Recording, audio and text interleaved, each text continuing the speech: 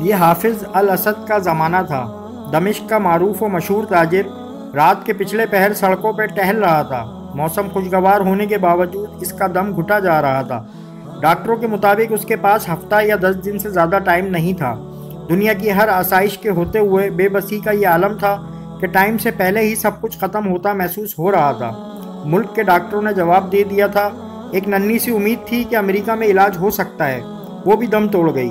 جب وہاں کئی مہینے ٹیسٹ وغیرہ کروانے کے بعد سینئر ترین ڈاکٹر نے آخر کار ایک دن آ کر نرمی سے سمجھایا کہ آپ کے پاس زیادہ ٹائم نہیں ہے، لہٰذا میرا مشورہ ہے اور عقل مندی یہی ہوگی کہ باقی کا قیمتی ٹائم آپ اپنے بیوی بچوں کے ساتھ گزاریں۔ رات کے اس پہر بے خبری کے عالم میں نہ جانے کتنی دیر ٹہلتا رہا۔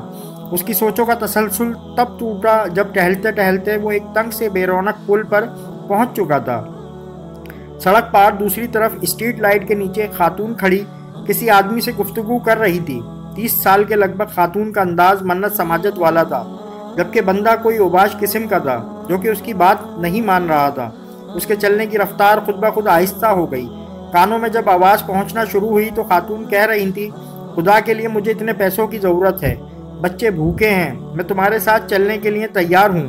جبکہ وہ اوباش قسم کا بندہ اس خاتون کی قیمت آدھی سے بھی کم دینا چاہ رہا تھا، اور یہ کہ تمہاری اس سے بھی کم قیمت بنتی ہے بول رہا تھا۔ پھر وہ کندھے اچکاتا ہوا چل پڑا اور خاتون حسرت کی تصویر بنی کھڑی رہ گئی۔ وہ تھوڑا آگے جا کر مڑا اور خاتون کی طرف چل دیا۔ اسے نزدیک آتا دیکھ کر خاتون چوکنی ہو گئی، امید بھری نظروں سے قریب آتے کو دیکھنے لگی۔ نزدیک پہنچنے سے پہلے خاتون آگے بڑھی۔ اس کا انداز ایسا تھا کہ جیسے اپنے آپ سے زبردستی کر رہی ہو۔ اس نے قریب پہنچ کر سلام کیا۔ خاتون نے مصنوعی مسکراہٹ کے ساتھ جواب دیا اور ٹٹولتی نظروں سے دیکھا اور تھوڑا قریب ہوتے ہوئے معنی خیز انداز بنا کر پوچھا، کیا موڈ ہے؟ وہ پیچھے ہٹا اور نرمی سے کہا، نہیں ایسی کوئی بات نہیں ہے، دراصل میں نے ابھی گزرتے ہوئے تمہاری اس آدمی کے ساتھ تھوڑی سی گفتگو سنی ہے، مجھے بتاؤ میری بہن تمہارا کیا مسئلہ ہے؟ اس طرح پوچھنا تھا کہ خاتون جو کہ مضبوط دکھائی دینے کی کوشش کر رہی تھی یکدم روحانسی ہو گئی۔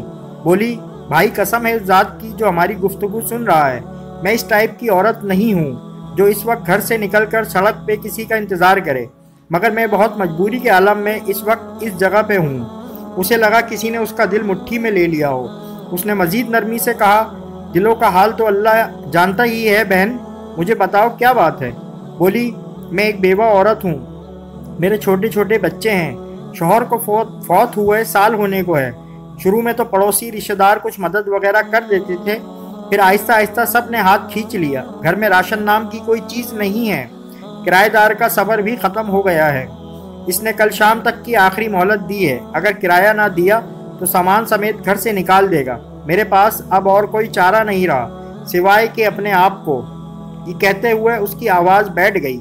اس نے بھی جلدی سے دوسری طرف مڑ کر بہانے سے اپنے آنسو صاف کیے، پھر مڑ کر جلدی سے بولا، بس ٹھیک ہے بہن، کوئی بات نہیں، اور اپنی جیبوں میں ہاتھ ڈالے تو پتہ چلا کہ جیبوں میں جو رقم ہے وہ نہ ہونے کے برابر ہے، کیونکہ جس عالم میں وہ نکلا تھا اسے تو ہوش ہی نہیں تھا۔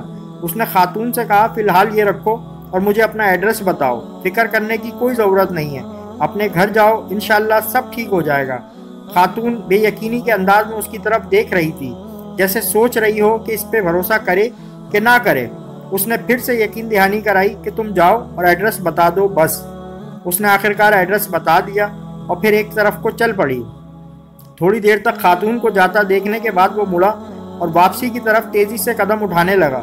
گھر پہنچ کر اس نے کافی مقدار میں نقدی لی اور ڈرائیور کو بڑی وین نکالنے کو کہا، پھر خود ڈرائیو کرتے ہوئے شہر کے 24 گھنٹے کھلنے والے اسٹور سے راشن کی بڑی مقدار وین میں بھری اور خاتون کے بتائے ہوئے ایڈریس پہ پہنچ کر سارا راشن اس کے گھر اتارا۔ باقی کی رقم خاتون کو دی اور کہا، صبح کرایہ دار سے وہ خود بات کر لے گا اور کرائے کا معاملہ نمٹا دے گا، اور انشاءاللہ ہر مہینے مخصوص رقم آپ تک پہنچا دی جائے گی۔ یہ کہہ کر جلدی سے بنا کچھ کہے سنے واپس مڑ گیا۔ خاتون بت بنی بے یقینی کے عالم میں کھڑی آنسوؤں بھری نگاہوں سے دیکھتی رہ گئی اور وہ وین سمیت نظروں سے اوجھل ہو گیا۔ اس کی کیفیت اب کافی بلکہ بہت مختلف تھی۔ اس کے انگ انگ سے خوشی پھوٹ رہی تھی۔ کچھ گھنٹوں پہلے جو اس کی حالت تھی وہ اب یکسر بدل گئی تھی۔ اب اسے ہفتہ 10 دن گزارنے کی جو فکر تھی وہ تھوڑی کم ہو گئی تھی۔ ہفتہ 10 دنوں کا خیال آتے ہی اس نے کاغذ قلم لے کر خاتون کا ایڈریس لکھ کر وصیت لکھی کہ ہر ماہ باقاعدگی سے 4 لوگوں کے معقول سے بڑھ کر خرچے کی رقم اس ایڈریس پہ بھجوائی جائے، اور کاغذ کو لفافے میں بند کر کے تجوری میں رکھ دیا۔ اب اسے لگ رہا تھا کہ اپنے آخری سفر کے لیے وہ تیار ہے، یا تھوڑی بہت تیاری کر لی ہے۔ پھر ہفتہ گزر گیا اور 10 دن گزر گئے، پھر مزید 10 دن اور پورے 15 دن گزر گئے۔ گھر والوں کے کہنے کے باوجود وہ اسپتال نہیں گیا، اور پھر پورا 1 مہینہ گزر گیا، اور اگلے مہینے کی رقم بھی اس نے فوراً بھجوا دی۔ پھر ایسے ایک مہینہ کرتے پورا سال گزر گیا، اور وہ معمول کے مطابق رقم بھجواتا رہا۔ پھر 5 سال، پھر 10 سال گزر گئے، اور پھر پورے 20 سال گزر جانے کے بعد ایک رات وہ معمول کے مطابق تہجد کے لیے اٹھا، وضو کر کے تہجد شروع کی، اور سجدے میں دعا کرتے کرتے اس کی سانسیں ختم ہو گئیں۔ وہ اس جہان فانی سے سجدے کی حالت میں رخصت ہو گیا۔ یہ سچا واقعہ یہاں ختم نہیں ہوتا، اصل خلاصہ تو اب آنا ہے۔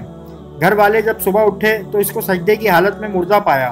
افسوس کے ساتھ ساتھ گھر والوں کو اس بات کی خوشی سی بھی تھی کہ اچھی اور مبارک موت ہوئی ہے۔ خیر، تکفین و تدفین اور دیگر انتظامات کے بعد اولاد کا تجوری اور وصیت کھولنے کا وقت آیا، تو وہ بند لفافہ بھی نکل آیا جو کم از کم 20 سال پہلے کی تاریخ کا ان کے والد کے ہاتھ کا لکھا ہوا تھا، اور اس کا مطلب تھا اس لکھے گئے ایڈریس پہ 20 سال سے رقم دی جاتی رہی ہے۔ لفافہ پڑھنے کے بعد ان کو پتہ چلا کہ والد صاحب کو فوت ہوئے 7 دن ہو گئے ہیں، جو کہ تکفین و تدفین اور رشتہ دار لوگوں کے ملنے ملانے میں نکل گئے ہیں، اور وصیت کے مطابق رقم کی ادائیگی 7 دن لیٹ ہو گئی ہے۔ رقم لے کر وہ لوگ اس ایڈریس پر پہنچے تو دروازہ کھٹکھٹانے پر خاتون باہر آئیں، جو کہ اب 50 سے اوپر کی ہو چکی تھی۔ سلام دعا کے بعد تاجر کے بڑے لڑکے نے خاتون سے مؤدب انداز میں کہا کہ ہم آپ کو والد صاحب کی طرف سے جو ماہانہ مخصوص رقم ہے وہ دینے آئے ہیں، اور معذرت چاہتے ہیں کہ رقم کی ادائیگی 7 دن لیٹ ہو گئی۔ وہ اصل میں خاتون جلدی سے بولی، ارے نہیں، کوئی بات نہیں، آپ کے والد صاحب کے ہم پر بہت احسانات ہیں۔ آپ لوگ میری طرف سے والد صاحب کو بہت بہت شکریہ بولیے گا، اور انہیں بتائیے گا کہ ہم ہمیشہ انہیں دعاؤں میں یاد رکھتے ہیں اور رکھیں گے، اور میری طرف سے آداب کے ساتھ انہیں بتائیے گا کہ اب انہیں رقم بھیجنے کی ضرورت نہیں ہے۔ بیٹا حیرانگی سے بولا، کیوں؟ اب کیوں نہیں ہے ضرورت رقم کی؟ خاتون نے خوشی کے آنسوؤں میں ملی آواز میں جواب دیا، اللہ کے فضل سے مہینہ پہلے میرے بڑے بیٹے کی ملازمت لگی تھی، اور 7 دن پہلے ہی بیٹے کو اس کی پہلی تنخواہ ملی ہے۔ خاتون روانی میں پتہ نہیں کیا کیا بولے چلے جا رہی تھی، جبکہ لڑکوں کے کانوں میں خاتون کا یہی جملہ اٹک کر رہ گیا، 7 دن پہلے ہی میرے بیٹے کو اس کی پہلی تنخواہ ملی ہے، 7 دن پہلے ہی میرے بیٹے کو اس کی پہلی تنخواہ ملی ہے۔ فرمان ہے کہ صدقہ رازداری میں کیا گیا صدقہ اللہ پاک کے غصے کو بجھاتا ہے۔ امید کرتے ہیں آپ کو یہ واقعہ پسند آیا ہوگا۔